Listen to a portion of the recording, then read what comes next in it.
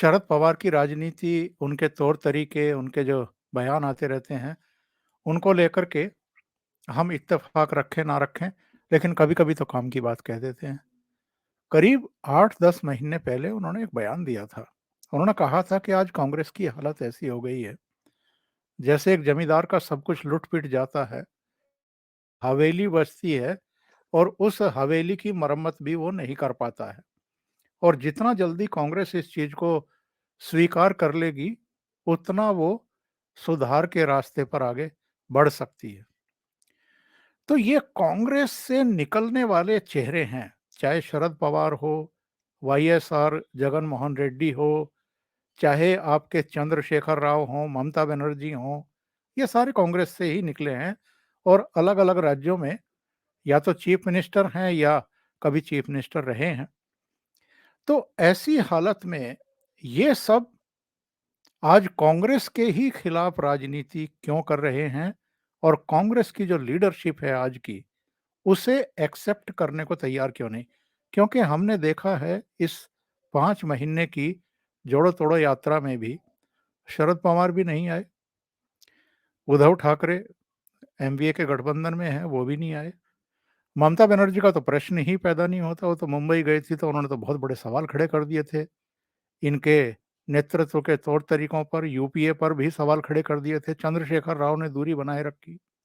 अरविंद केजरीवाल नहीं गए, नीतीश भी नहीं गए, तेजस्वी यादव भी नहीं गए, कोई नहीं गया। 22 नेताओं को चिट्ठी लिखी थी, 8 पहुंचे, जिनमें से 2 तो जम्मू कश्मीर के थे, नेशनल कॉन्फ्रेंस और पीडीपी।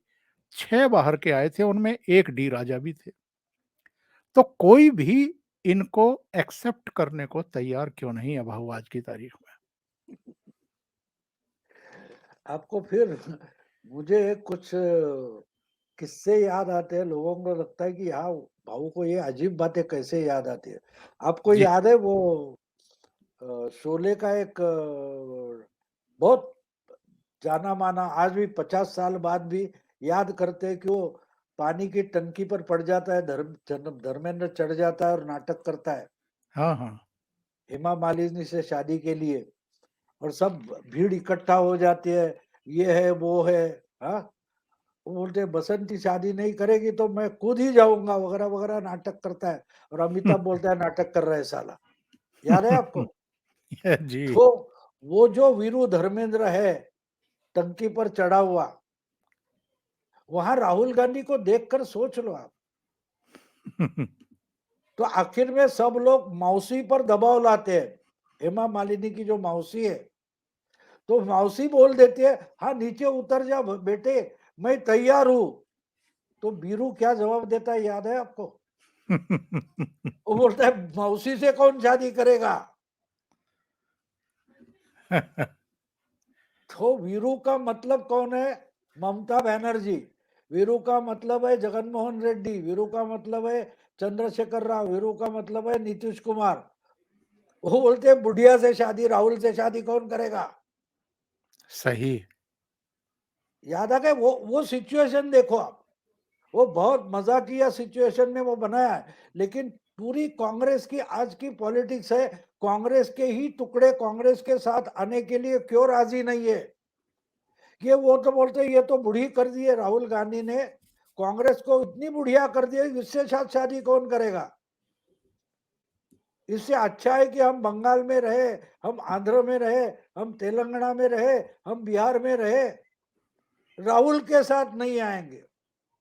तो वो सिचुएशन, वो मजाक वगैरह छोड़ दो, कॉमेडी सिचुएशन पैदा कर दे, लेकिन उससे बिल्कुल मिलती जुलती सिचुएशन हमको यहाँ दिखाई देती है कि ये बोलते हैं अरे बचा कुचा कांग्रेस, हम अपनी स्टेट में है वो भी खत्म हो जाएंगे। और अखिलेश ने उसका अनुभव किया है 2017 में, कि इनके साथ गए यूपी के लड़के, दोनों निकले कड़के। यानी कांग्रेस के साथ जाने जाने राहुल के साथ जाकर अखिलेश को क्या मिला? अपोजिशन पार्टी की ताकत भी जो थी उसके पास 212 वगैरह 215 एमएलए थे, उसमें से 47 बच गए। और बिल्कुल, राहुल बिल्कुल। की साथ छोड़ी तो आज 100 से ज्यादा एमएलए अखिलेश के पास है। कांग्रेस के लिए 70 जगह छोड़ी, उसमें से 20 भी नहीं आई, और तेजस्वी बोलता था, बोल रहा है कि उससे भी 40-50 लड़ते तो हम तो और बड़े हो जाते। तो इसलिए राहुल के साथ कोई आने को राजी नहीं है, और कांग्रेस के साथ आना मतलब राहुल के साथ आना है, और कांग्रेस बोलती है आना है तो राहुल के नेतृत्व में आ जाओ, और बाकी सब बोलते हैं कि राहुल के नेतृत्व में नहीं आएंगे। मतलब साफ है कि वीरू बोल रहा है मौसी के साथ शादी कौन करेगा। वो सिचुएशन परफेक्टली हम आपको समझा देती है कि कांग्रेस ऑल इंडिया पार्टी है, लेकिन ये छोटे छोटे सब वीरू वो अगर इकट्ठा आ जाए तो कांग्रेस की ताकत बनती है, और वो सारे के सारे वीरू बोलते हैं कि मौसी से शादी कौन करेगा।